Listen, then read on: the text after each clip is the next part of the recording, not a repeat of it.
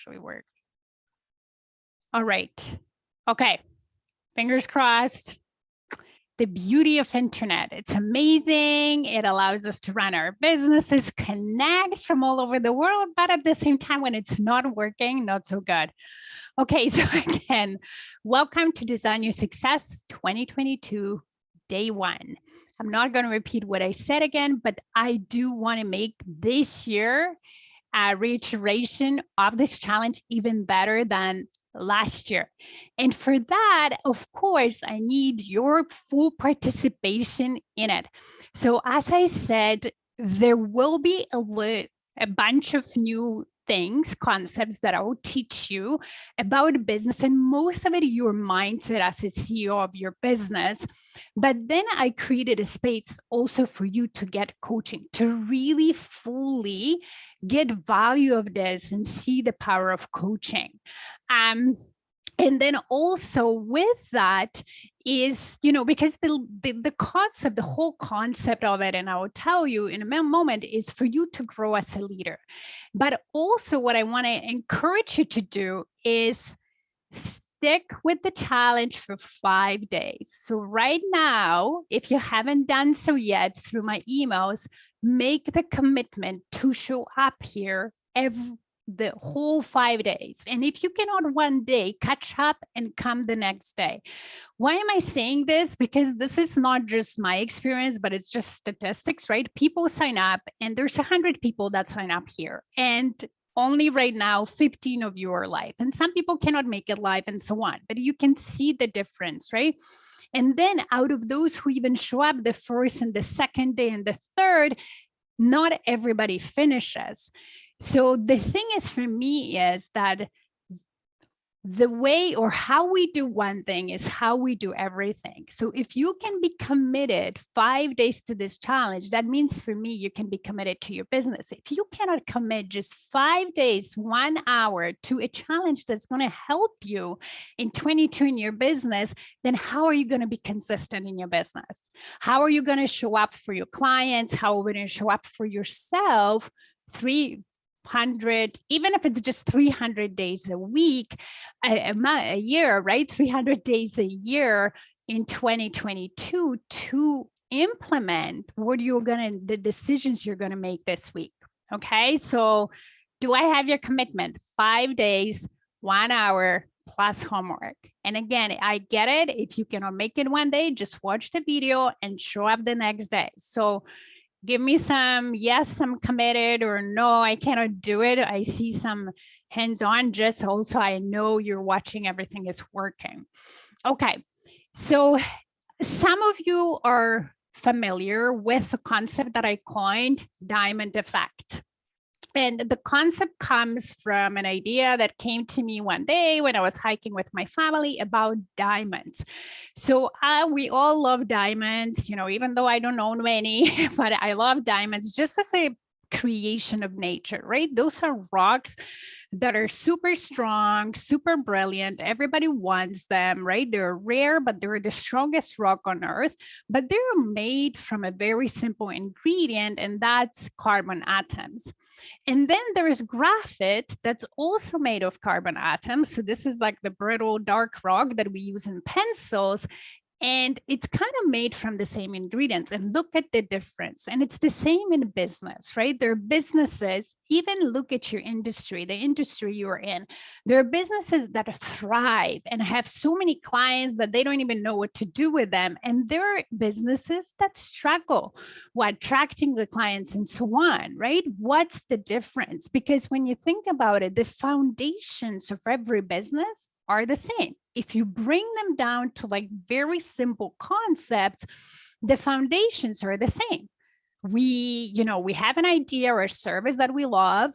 We put it out there. We have our ideal clients. We communicate with them, right? We understand what's unique about us, or we should understand what's unique about that. And then the clients buy and so on. But of course, I'm simplifying as there's many things that go into it, but the way you put those foundations together, the way you understand how you stand out, the way you communicate, the way you structure your offers and so on, all of that creates that diamond that shines or that graphite that it's brittle. Okay. And where does it start? And especially for us solopreneurs, right? We're our business. Where does it start? With us, with leaders, right? We are the leaders of our businesses. You are the CEO, the leader of your business. So in order for your business to grow, you need to grow. You need to shine first, and then your business will shine. And that's what we're going to do this week. We'll focus on you and your growth, the way you think about your business, the way you're committed to your business, the perspective you take from your business. So then when you elevate yourself, you can think differently, make different decisions, and through that, strengthen your business and create different results. So are you ready? Are we doing it? Send me some notes. Let me know that you're ready. So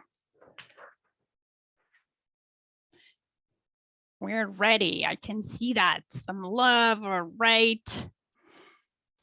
So, oh, there's some angry faces. I hope it's just a mistake. But if you're angry, let me know. Let me know what you're thinking. Let's coach on that. If there is anybody who's like, Maggie, what are you saying? I don't agree with it. It's okay. You don't need to agree with me. That's totally fine. Let's talk about this.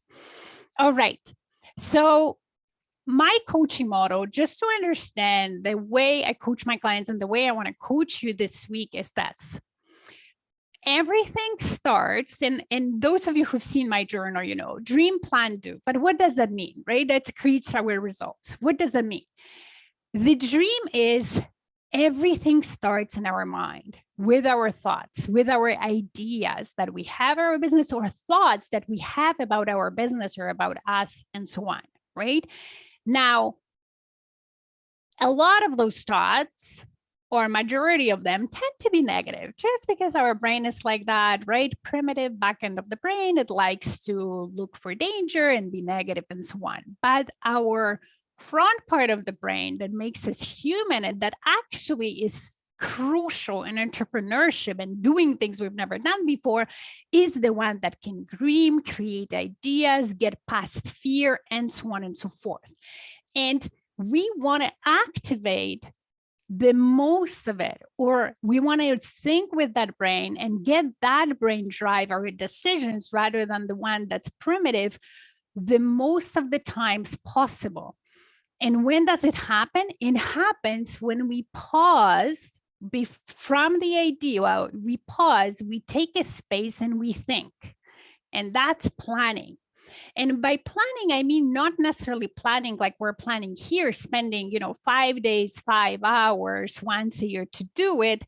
I mean also making intentional decisions. So pausing, thinking about where are we with our business, what kind of decision I'm making, why should I be making this decision, kind of creating that space for our intentional brain to think, because it needs at least 20 seconds to kick in, right? Our primitive brain kicks in flight and fight response right away to anything it observes or we experience. Whereas this brain that actually creates our results and gets us the dreams we want needs time to kick in. Doesn't need a lot of time for like simple decisions, it's 20 seconds, but for most complicated, more strategic decisions, it's more time. So creating that space, which I call planning, that's when you're allowing yourself to step into your higher self and make those decisions. And those of you, I will refer you a few times to my Diamond Effect podcast, because there's a bunch of concepts that I shared there that can help you understand, like, for example, planning. I don't remember the podcast number, but not that long ago, I created a title episode about case for planning. And there I talk about different types of planning. So from that long, what we're doing this now, right, once a year, to really weekly, to kind of like just daily decisions. There is also a podcast episode on taking time to think. It's one of the first ones, maybe a fourth or third, that will also allow you to kind of get it more into that concept. But that's what we do. So what you want to do is have an idea, or about your business. Give yourself space to think, to plan, and then action. Because very often what I see in entrepreneurs, what they do, they have an idea, they go straight to action because they kind of wing it, right? They don't have a plan. They're like, oh, this person is doing this. They're doing great. Maybe I should be doing that. Without even thinking, is it even something that aligns with who I am, that aligns with my business? Is it going to work for me? Do I even like doing this thing? And so on. Because it worked. So I'm just reacting, right? The squirrel brain. So you want to add additional step. That's what we're going to do, right? So dream, I have ideas, my beliefs, my mindset. Planning is taking time to think. So 4 T's, creating, making intentional decisions, being proactive. The more proactive you are, the more you can scale your business. And then doing is about consistent execution and doing small and doable steps. Because how many of you tried to implement something, big idea, and when you thought about getting there in one jump, it got overwhelming and you didn't do anything, or it took you so long? I wanna be vulnerable. How many of you sometimes get an idea, think it's a great, and gets overwhelmed because you're trying to go from here to there without really trying to, okay, how can I do it? Small little steps and so on. I don't see any comments. So I wonder if I'm just, oh, there's lots of comments. Let's just refresh here. Carrie, I sure do. Yes, been there, Lisa. Carrie, thank you for plugging for my podcast, Carrie. Exactly. So we want to slow down. And even if that slow down means 30 seconds, okay, before making decisions, before implementing. And when you do that, it really becomes much easier to be consistent. It feels doable. It's less overwhelming and so on. Okay. So, okay, before we go here to the next slide, I want to ask you about homework. So I've sent a worksheet to all of you and I posted as well in the group. And I ask you to do the first 3 questions, right? So the first 3 questions of the homework or the assessment of the current year, because we always want to know before we make big decisions, we always want to know status quo. So where am I, right? And for this, because we're planning for the new year, it's like, where am I in 2021? And what we started with, what were your goals in 2021, right? So we have a kind of reference point. And then what worked and why? So that was the first question. Why did I ask you to do what worked and why first? Because naturally our brain to go is always to what didn't work. But then that kind of, starts that fight and flight response, the primitive brain. So we want to focus first on what worked because there is lessons in there too, right? Whatever worked and why, those are the things we want to keep. We can improve on them or tweak them if we have some great ideas, but those are the things we want to keep. And so often people oversee that and they think that there's another magical way that will be better to what's working for them now. No. If you have something that worked for you great, you want to do more of it in the new year. You might be able to tweak it, get more effective with it and efficient, but you totally want to do more of it. And then the second question was, what didn't work and why? And I encourage you, share some things. Let's learn from each other. What worked for you in 2021? And what didn't? Like, share some comments. I would love to see. I will refresh my comments so I can comment. If you have any questions, put them in the chat as well in the comment section. And I'll refresh it. But what didn't and why? Here, what I want to offer is it's not for you to beat yourself up, right? And say, oh my God, like this was so bad and so on. This is really just learning, right? This is really just factual things. Well, this is what I did and it kind of didn't work. What can I do different about it? Another, I will send you to a podcast episode, normalizing failure. One of the episodes not that long ago. I don't remember the number. I wrote it there somewhere, but I don't remember, where I kind of took my learnings from a contest that I did in the group Women Entrepreneurs with Passion for Life.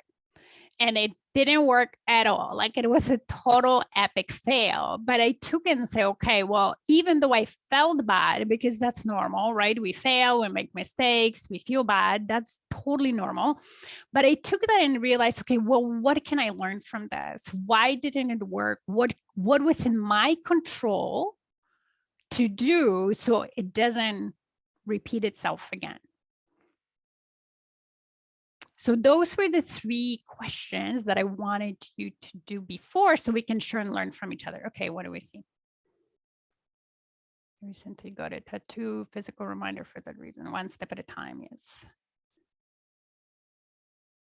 Staying true to me, making myself a priority. Okay, the 4 T's is take time to think. This is the 4 T. Take time to think.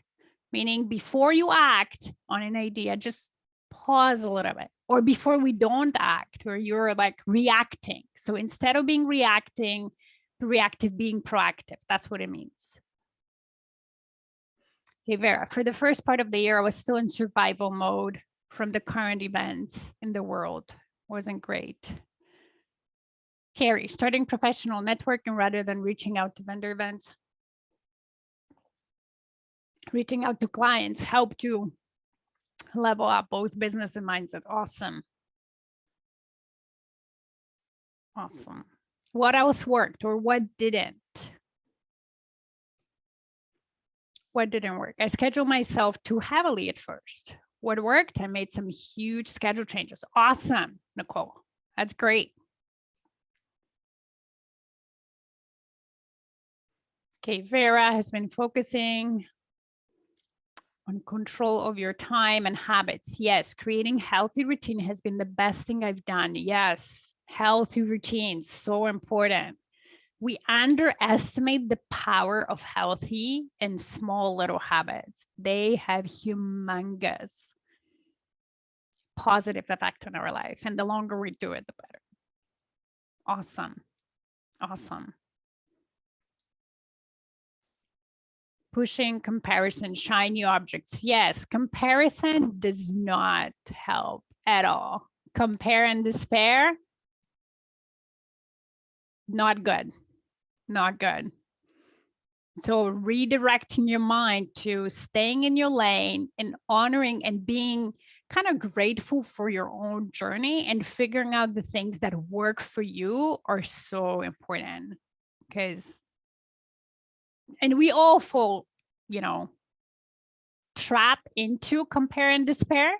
Like, it happens to me, but I'm very aware of it now. And I guard it. The moment I see it happens, I move away. So like it like happens, I get to a lot of you as well, is when you scroll on Facebook, right? You see posts and people seem so much more successful than you. And you're like, oh my God, I'll never do it. Or how I ever get there.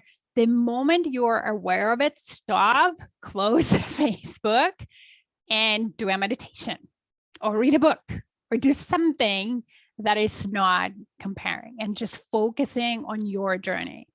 But it's shiny objects, yes. So we'll talk about that this week. We're going to try to get rid of shiny objects as much as possible. Shelly, consistency has helped me. Never made goals, didn't help. Yes, I created a social media calendar with a list of varying themes to post about. It was so much easier, yes, to post regularly. Awesome, Gwen. Thank you for sharing. What didn't work? Same as Nicole, overscheduling. Yes, overscheduling never works. We think that we can just jam the things in and then we get overwhelmed or we just like feel bad, right? And we slow down. Whenever we're like in negative emotions, we feel bad, think about it. Your productivity actually goes down, because your brain is preoccupied feeling bad and feeling shame or feeling whatever the negative feeling it's feeling, and it cannot be productive. It cannot be creative at that time. So overscheduling, we think we can pull it off, but it's actually counterproductive. It gets you in the spin when you accomplish even less, as if you just took your time and scheduled whatever you feel you can do. Staying connected to positive to others, working on their plans and goals. Yes. Okay. So the fourth questions, we'll talk about it at the end of today, because I want to give you, again, a different perspective a little bit. So before you decide what you will do differently in the new year, let's go through that. And also think about it this way. Whatever you decide today, as we go through 5 days, if there's other ideas that come up for you through 5 days, you can change them. Remember, as a CEO of your business, you're in charge, you're in control, you can always change your decisions. Okay, but we'll talk about high value making decisions cycle and low value making decision cycle. So before you change any decisions. But anyhow, so here it is. Before that, I also want to say, like, embracing failure, and we'll talk about it in a second, but why would we embrace failure? Because truly, failure is whatever you want to call it, whether it's failure, whether it's mistake, whether it's disappointment, whether it's, you know, I create results that are not exactly what I wanted, you know, a few times, not always, but it happens, right? More often than we would like to, for sure. It's just part of being an entrepreneur. It's part of being courageous, you know, living, doing the things that you love to do, putting it out there, wanting to help people, be willing to feel rejections. It's just part of life, part of entrepreneurship. But with that comes success. There's no success without failure. We'll talk about it. But before we do that, is okay. So decision cycle. So there's a high value decision cycle and low value decision cycle. And I'll give you an example on my daughter, who is 9 and has over COVID learned how to bake and cook. Okay. And she's very, you know, after her mom and her dad, very strong-willed and opinionated and does things her way, which is awesome, but sometimes not necessarily in her favor at night. So let's go with a low value decision cycle. So what I mean by that is that you make a decision about your business and you feel it's a good decision about your business, but you do not maybe fully commit to it, or you don't trust fully yourself that this is the right decision. So you kind of, there's this doubt, or there's not this full commitment in it. So then you go and you implement it. And then let's say if you do it the first time, there's some failure involved. You're not getting the results that you want. And because you're not fully trusting yourself that this is the right decision for your business in this morning, in this morning, what am I saying? In your business in this time, then what you do is you change the decision. So let's just say you created a new offer for your business. So this is an example. I'll give you an example of my daughter as well. But in your business, you created a new offer and you thought about it. It's like, yes, my clients are, you know, fully going to benefit from it. I think this is the best thing for them. And you do a launch of that offer. And then you were hoping for X amount of money or X amount of clients, and you get half of it or nothing, for example. So what you start thinking, what your brain is offering, oh, it's a wrong offer. So then you change the offer. But when you change the offer, what it means is you're changing your circumstances and you're trying to implement a new thing that, again, is not giving you necessarily the results that you want, and you change your decisions one. And what happens is you don't really learn a lot. You're not becoming an expert in what you do. So example from my daughter. So she wants to bake, and she was always good in like making mixtures in the kitchen and so on. And she wants to bake. And that's great. I let her sometimes cringe with the amount of stuff that she weighs, but I want her to experiment and so on. So what she does is she will take a recipe and don't follow it. She's like, oh, I'm going to make cookies. So she kind of like watches the video on YouTube or TikTok or whatever, and she kind of makes her own. And then, of course, the cookies do not come out the way she would like. And then, even though I say, maybe you should follow the recipe for a few times until you figure out how to do it and you get comfortable. And then if you want to change it, fine. But she doesn't do it. What she does, she goes and changes the recipe and takes another recipe and still doesn't follow it, right? So first effort, so it doesn't come out right. And she keeps changing the recipes. That's what she's in. So ultimately, and sometimes she will get it better. So the cookies are somewhat edible, so eat, and sometimes they're not edible, but she's not really getting really good in that one decision. I'm going to make chocolate cookies because she keeps changing the recipe and still not changing her action by following that recipe. She's just making whatever she wants. Okay. So that's the low value decision. Now, the high value decision cycle is when you make a decision and you commit to it 1 to 10, and I will be going like through the worksheets. You'll be setting goals down the line, I think tomorrow or the day 3, and I will ask you to work on your commitment. So you commit to that goal, you commit to that decision, you trust yourself that this is the right decision for your business, for your clients, for you, and you go and implement. And when you implement and you don't get the results you want, so the cookies don't come out exactly what you want, instead of changing the recipe or changing the decisions, thinking, oh, you know, that's not a good, you're going to evaluate and learn. So what did I do in the steps in this recipe that didn't work? Too much sugar, too much flour, not enough milk. I didn't really follow it. I didn't measure. And then you're going to implement. So then you're going to, okay, I didn't measure. Maybe next time I'm going to measure. So now I'm going to measure and I'm try again. Same decision. I'm just learning. Okay, so then I'm going to measure, oh, cookies are much better. I'm evaluating, it's something, created results, they're much better. And then I apply. That's how you become proficient and excel in marketing, in sales, and create, and even in your own offer if you're a service provider. Because then you're realizing what your clients are getting from your offer, what they're not, how can you improve them, how can I get faster results, and so on, right? And even if you're a product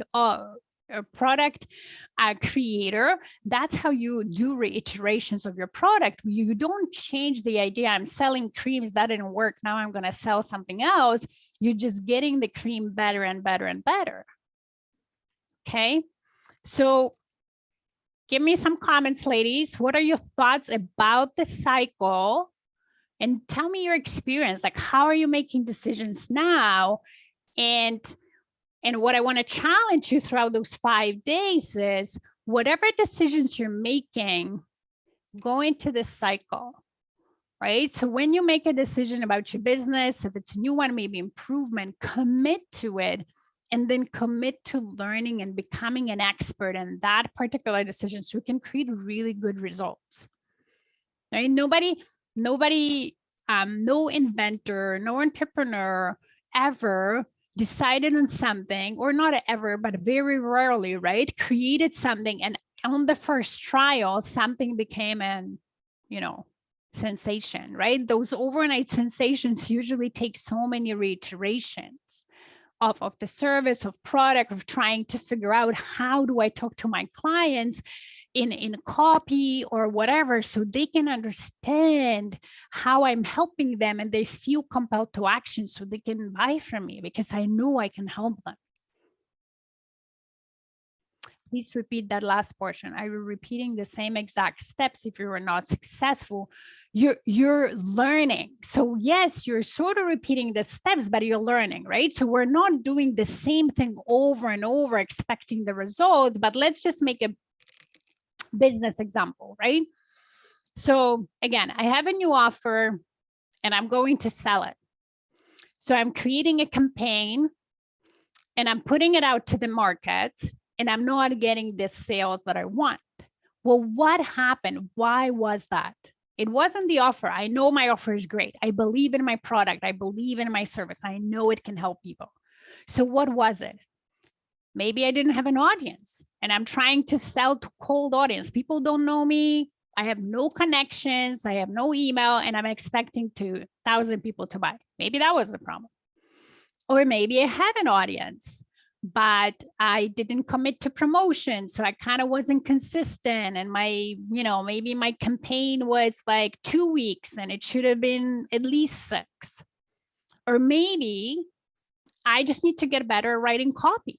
Or maybe I just need to get better at writing sales. Like, what is it, right? So you're repeating the steps per se, but you're evaluating what really didn't work and then improving on that. And by improvement, meaning sometimes just more commitment and better planning. Sometimes, you know what, if I realize I don't know anything about marketing, maybe I should learn something about it, right? Before I try again. Like a little course, or ask my mentor, or ask somebody who done whatever, right? So the circles you can read. So low value MDs making decisions. In the low value, we're implementing, but instead of learning from the results of that implementation, we're changing the decision. We're changing the decision. And then we're implementing that new decision, and we're not learning, we're changing again. So that's the low value cycle. In the high value cycle decision, I'm implementing my decision, and then I'm just learning from the steps of the implementation. I'm not changing the decision, even though I might not have gotten the results I wanted.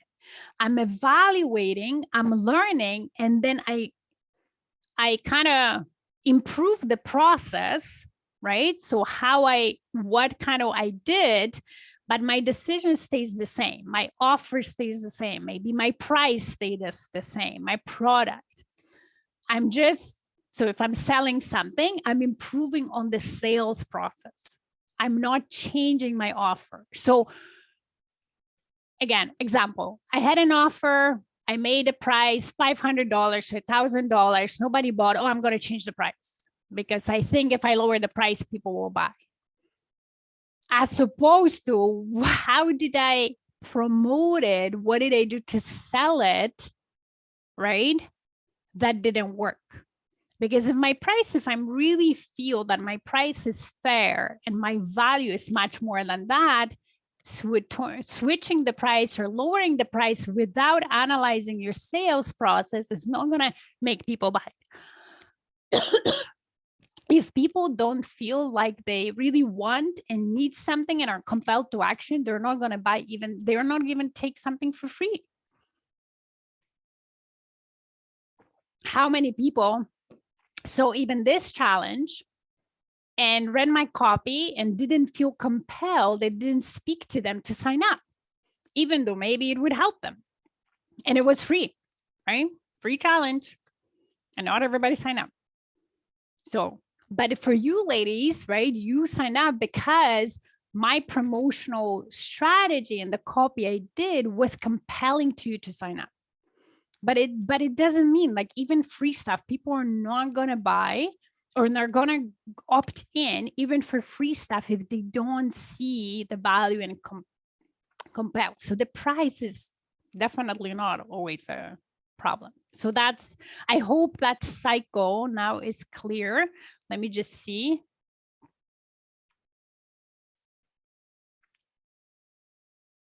High value, make decisions, implement, evaluate your steps, re-implement decision. Yes, I think what I struggle as so many ways I can get out there and meet people and stay connected with people. 5 every year.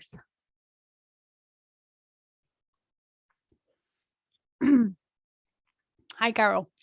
Oh, if you want to stay, you're right that in your position, like, that sales cycle is long, right? Not everybody knows. So, but you know, as we meet people and connect with people, definitely we need to figure out a way to nurture our leads, especially the ones that we feel connected with, that we think, you know, they could potentially become our clients, So figure out a way to nurture without you spending your days, right, connecting with like 100 people every day, right? It could be like, hey, maybe I have an email list, so that's one. And then second, from time to time, I will send a note to somebody, excuse me,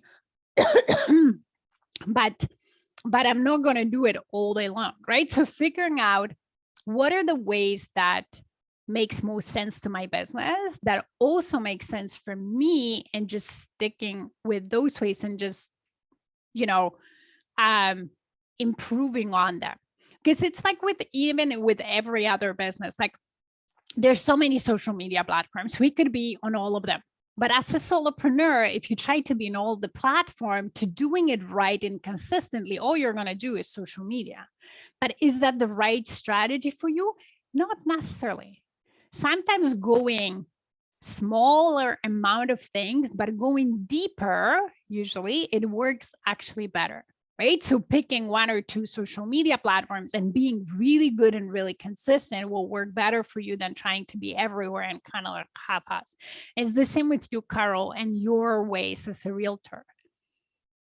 You know, I'm sure like you mentioned you have a mentor, like what are others doing and what are out of those ways that they're doing work for me, and I will commit to one or two for now until I master them, and then I have a space for more, or I figure out other ways.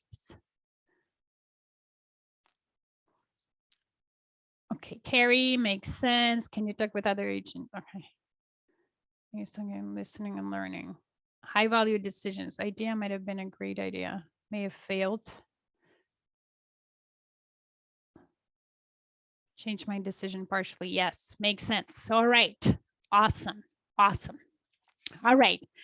So let's talk about failure and a little bit of, you know, coaching over it, because I know that it can be, especially in the beginning, that there is a lot of it in entrepreneurship and it can be very demotivating, and our brain will go there, right? And it can be counterproductive because it makes us like, oh, I don't want to do this thing, I failed, and so on. So, you know, just switching your mindset around failure. So first of all, I want you to think about what is your current self-concept on failure. So if you implement and you don't get results that you want, is what do you think, like truly, right? Not what you're supposed to be thinking, but what you truly think. Do you think I am a failure, or are you kind of past the bridge and like, you know what, I failed, but this is what I learned, or I'm going to figure out why and I move on, right? Like for me, that was definitely a big switch, and I worked hard on it because I was in this, you know, in this group for some time, coming from a corporate world where, you know, hey, if you fail and that costs money to big clients that I used to service, that could cost me a job. So that means if I am failure, right? I make a mistake, I failed, therefore, you know, you risk and so on. So I was afraid of failing. And then through school, I think we're all get that a little bit of conditioning through school. You know, if you fail, you get a bad mark, maybe you need to repeat class and so on. As opposed to having that self-concept of failure has nothing to do with me as a human. Only because I make mistakes or I, you know, do something and the results that I produce are not exactly what I wanted says nothing about me as a human. It's just a circumstance. It's just a result of what happens, and I can learn from it. So yes, I failed as opposed to I'm a failure, but hey, there's learnings in it. This is what I can do. And it's okay, I feel bad, I'm disappointed, that's fine. Normal, totally normal. If we're not disappointed when we fail about something we cared about, then that's kind of weird actually, right? So that's normal, but I'm not going to let the disappointment, you know, like drive me to the point where I either back out or I give up and so on. But I will, you know, use it as a fuel for figuring out what's wrong. Okay, I failed. I failed, but I don't like that. So I'm going to go after that and figure out why. So then the next time I don't.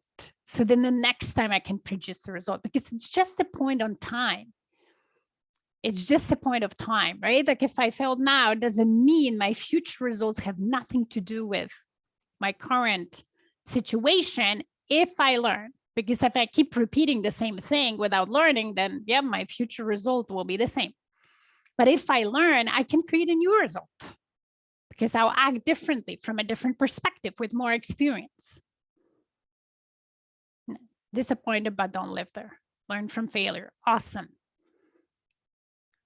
Sometimes failure is a reflection of client and the service we offer. Okay. Yeah.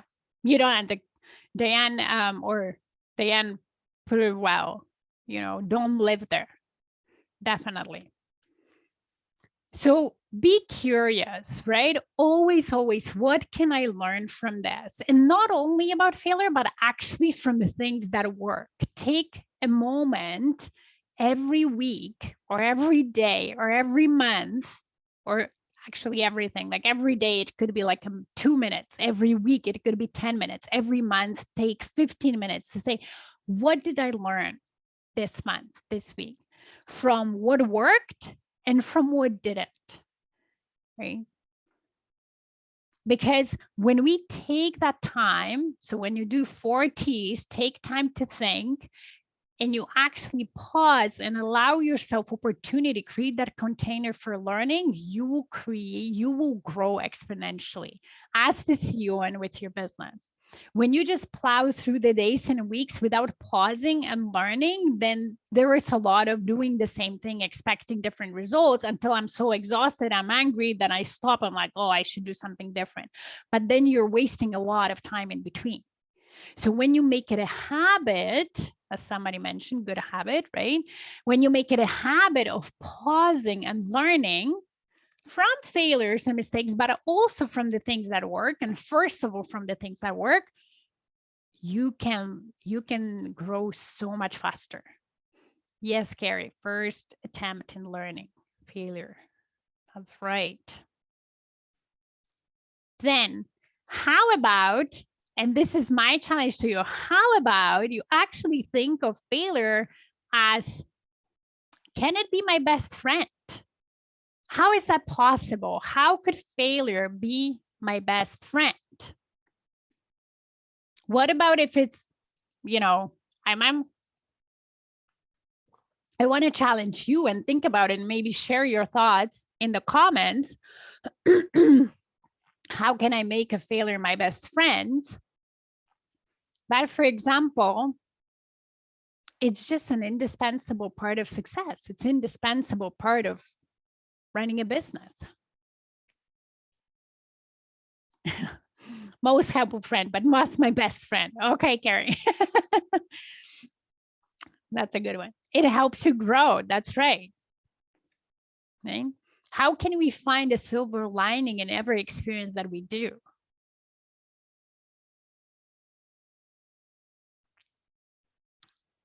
The next thing you want to do is, whenever you're making decisions about the business, check in yourself, like a little mental check always is, am I making that decision while staying in belief that whatever I want to achieve, I will achieve? Or whether it's the decision made based on disappointment and that, or maybe fear of failure, or maybe discouragement because I've been doing something and it wasn't working. And now those type of emotions are driving my decisions. And this is never, ever productive when we make decisions from more of a negative place. Whenever you make decisions in your business, pause, train your brain to pause and check, is that decision based on, I believe in what I have to offer, I believe in whatever I'm making a decision, right? On, or is it out of fear or out of shame or disappointment? There is good and bad in everything. Depends on where you find. Yes, lessons are learned with failures. They're for growth. That's right. That's right. And then when you stay in belief and you make those decisions, then of course you want to take action, because only through action you create results. No matter how positive or how empowered your mindset is, if you don't take action, nothing happens. And with the action, you grow, because with the action, you create results. Results give us information about, what that process that we followed in that action was, what worked again, what didn't. And then as we learn, we up level, we do more actions, and we grow as leaders. And then one thing that I wanted to say, because I was just coaching my client before our live today on this, is when you grow and when you start getting better and better results, because you're making all those great decisions based on staying in belief and embracing failure and learning things and so on, then sometimes the success actually comes fast. And my clients is getting like a lot of new clients and just like, oh, this is what I've been waiting for and so on. But at the same time, her brain is freaking out saying, oh my God, what am I going to do now?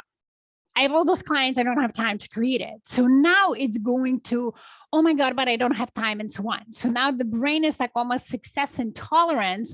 And now it's like focusing on every challenge that comes with it.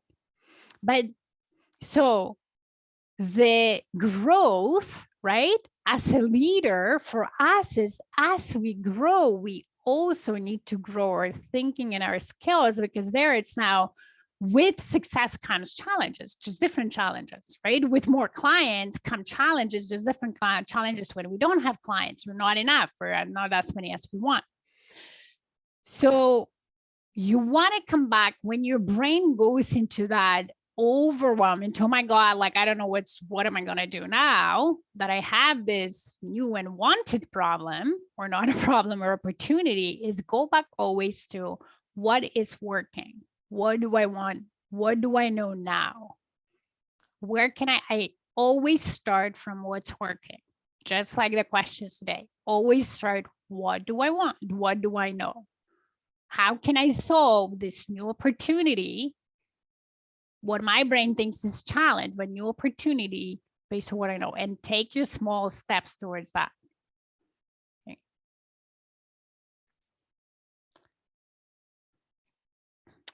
All right. So why do we need the growth? Because if you always do what you've always done, you always get what you've always gotten. And I don't remember who said that. It's not my quote. It's just my paraphrase. I don't remember who said that. But as we know, right, if we want new results, we need to have different actions. But before we take different actions, we need to grow as leaders. We need to up level the way we think, the way we make decisions, because decisions lead to action. Right? And then we make new decisions, we create new results, we learn, we grow, we get better, we up level, our business grows, we up level, our business grows. So we start operating from a very different level.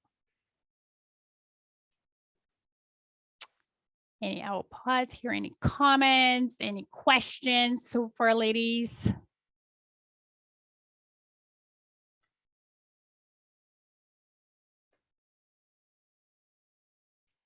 Okay.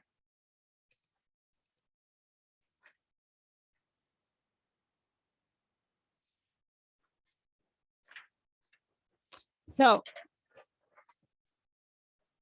going back to the cycles, what happens is, if you stay in kind of like this slow value decision-making cycle, you don't allow yourself to grow, right? You just keep changing the decisions and you try to implement them, but you're not allowing yourself time and space to learn. Quote from Henry Ford. Thank you, Dan. So you're not allowing yourself to learn and grow. And what happens is when you don't grow, yeah, you start fearing failure because your confidence goes down.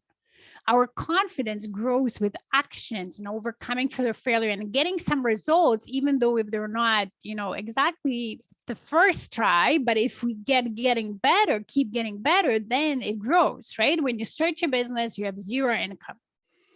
But then you get your first client and then you get your second client. And then even if the year of the first year you're making your business, you maybe didn't make as much money, but you've made some, you can relate to saying, hey, I've made money.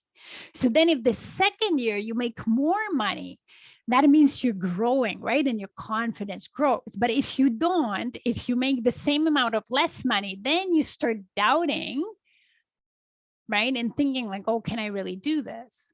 So if we keep creating the same results because we're keep creating, making the same decisions, not learning because we're stuck in that low value cycle, then we start feeling shame and confusion. And then sometimes the way we try to fix it, instead of, again, up leveling ourselves, we go into more hustling. Oh, I need to do more. I need to go on more social media. I need to post more. I need to do more. And that might not be the solution always. Yeah, if you're not doing enough, sometimes doing more is a solution, but very often it's not. And especially when that action comes from that, again, negative emotions, they're driven from that primitive brain, they usually don't produce the results you want. And then you get exhausted. Or sometimes we're in denial, right? So sometimes it's like, oh, everything works great. I'm just going to keep doing it. And then you also feel angry. And then sometimes you blame the market, the circumstances, the political situation, or others for the things that you're in control of. And sometimes we get discouraged and give up. So that's why we do not want to be stuck in low value decision cycle. We want to move our brain as often as possible into a high value decision cycle. Okay. So what I want to move on now is the question number 4, right? For our homework is, now that you've assessed your year and now that maybe I shifted your perspective into how to make decisions, how to evaluate what you've accomplished this year, and you should be proud. I'm sure you've done amazing things. Is what will you do differently, or what will stay exactly the same as well in the new year, now that we've chatted about it. So I want to ask you what's coming up for you now. What are maybe some already ideas that you're getting, or this is what I'm going to do?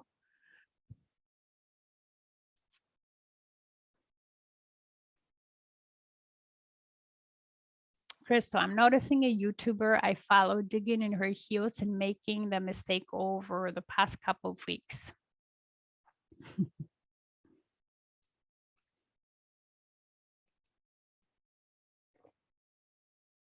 Yeah, we can get stuck in this cycle. We can. And sometimes a different perspective is helpful.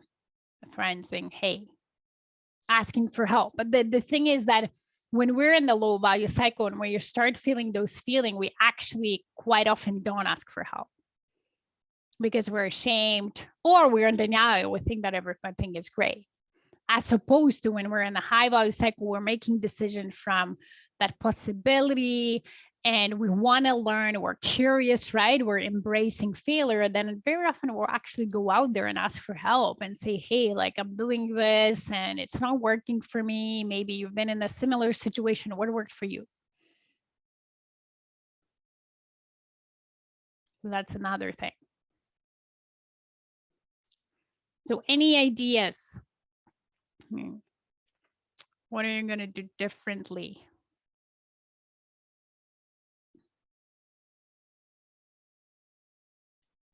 Breaking down your goals into monthly and weekly goals with tasks to go with them. Awesome. Then remembering it and repeat. That makes the difference. Yes. It will come when I'm doing the right things, even if it isn't immediate. Exactly. Yes. So staying, believing in your decisions, even if that result is not immediate, and sticking with it. And again, it doesn't mean being in denial and sticking with it to the point you will never change it, but sticking with your decisions long enough and just evaluating and getting better in implementing them and better, and then seeing and you know, if anything needs to change, doing it from that place of, not from the, you know, primitive brain, fight and flight. Oh my God, I have to change it because I'm not getting results. And just doing it from that educated, informed, and proactive place. Lisa, more pauses for planning, review, reflect, then run with action. Yes, love it. Polly, working on consistency by setting smaller attainable tasks. Yes. Move my business forward. That's very awesome. That's great. Small attainable goals. Just because it doesn't work for one client doesn't mean I have to change it based on that experience. That's right, Carrie. That's right. We need to really understand, like, if our process is working, there needs to be a certain amount of clients that need to go through it. And yes, if majority of them saying, I don't like that, then you think, okay, well, maybe I need to change the process. But based on one client, that's not enough information, because you can have, you know, it's hard to please 100% everybody, right? It's like impossible. Even the best books that most people love, there's always some critics of them, right? So not making our decisions based on exceptions that we might not know yet they're exceptions, but running them long enough to have enough information to say, okay, 80% of my clients are satisfied, 20 are not. Okay, I can think about, okay, I'm staying with the decision, but how can I improve my service, my offer, so that 20% of the clients that are not getting the results or not getting the service that they need, they will get it. But you're staying with the same decision. You're not changing your offer. You're just improving it, for example. Sometimes there's so many trainings on the ways to do things. I do it once or twice. It's making a lot of sense. Yes. Accepting what I cannot see, that I have many gifts and skills that people want and need, even without the degree. Yes. Take time to set goals and plan. Clarify. Awesome. Yes.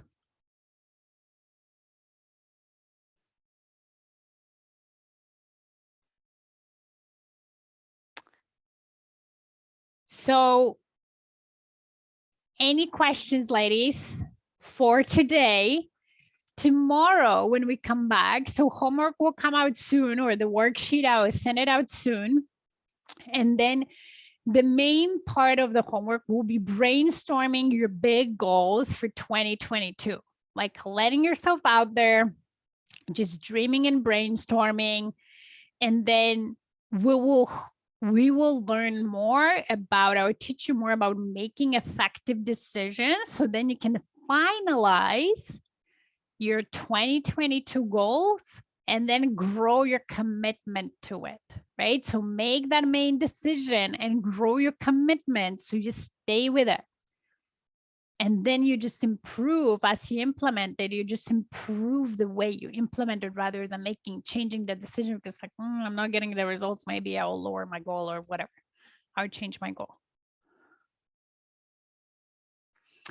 Crystal, to clarify, are we basing if a decision is low or high value based on the value to our intended audience and clients rather than our personal thought and idea of what is low and high value? But what creates, so it's a great question, Crystal. In other words, from client's perspective, but what do you think creates truly a value in the first place, the high or low value of our offer for our clients? How do they get their perspective? The clients.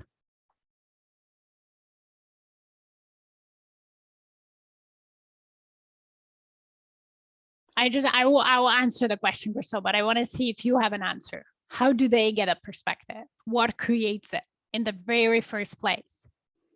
Yeah, they resonated with our message. So it's your thoughts about the value, right? It's your understanding of your client, right? That will create an offer and the value. And then the way you messages and the way you deliver it so they can get the results out of your offer creates their understanding of the value. Now, it doesn't mean that our clients cannot have a good input into what you can change or improve in your offer. The only thing that I want to say, and I think we'll learn a little bit about it, is just not necessarily like taking every idea from your clients and implementing it just because one person suggested it, right? Being a leader of your business is welcoming all the ideas, no problem, but being able to assess them and knowing your clients well enough to say, okay, is that idea truly serving and will serve the majority of my client? Or is it just an idea that's really like a, surface idea? It kind of looks great, but nobody will get true results or true value out of it. So that's your job as the leader of your business, to know that, right? Because it's not like they are not. Like, when I look at my corporate experience and leading my team has always great ideas. It doesn't mean that I would implement all of them. Some of them just couldn't be implemented because of the client contracts or whatever. Some of them just didn't make sense for that time and that thing. And, it's not necessarily, my team didn't necessarily know everything that was coming into, making that decision, but some of them were amazing and we implemented it. And it's also like, I'm going to paraphrase, but there is this quote from Henry Ford saying, if I asked my ideal clients what they wanted, they would tell me a faster horse, not a car, because they couldn't even imagine a car. However, what Henry Ford did, he took the faster horse idea and make a mechanical horse, right? Kind of knew that what was the outcome that the clients wanted, moving faster, traveling faster, and took his experience and his expertise and delivered a car. Something that his potential clients would have never came up with because they don't have that experience. So it's same with us, right? We create the value. Our thoughts and brains create the value of our offers. And then because we know our clients deeply, we know the outcomes that they want. And then the way we message and deliver it creates the perception and the feeling of the value in our clients. And it starts with us. Now, again, the clients can have an input, and there might be a very valuable input, but as leaders of our business, we need to be confident in taking that input, evaluating it, and seeing what truly makes sense and will improve on our offers for the majority of people, not for just one person, and what won't, and then implementing accordingly. Yeah. Most ideas are good, but not necessarily workable at the moment in time. Yeah. Sometimes it's a great idea, but we need to park it and work on it and kind of think it and then implement it when time comes. That's also possible. Yeah. Any other questions, ladies? You're welcome, Crystal. Any other questions that you have for today?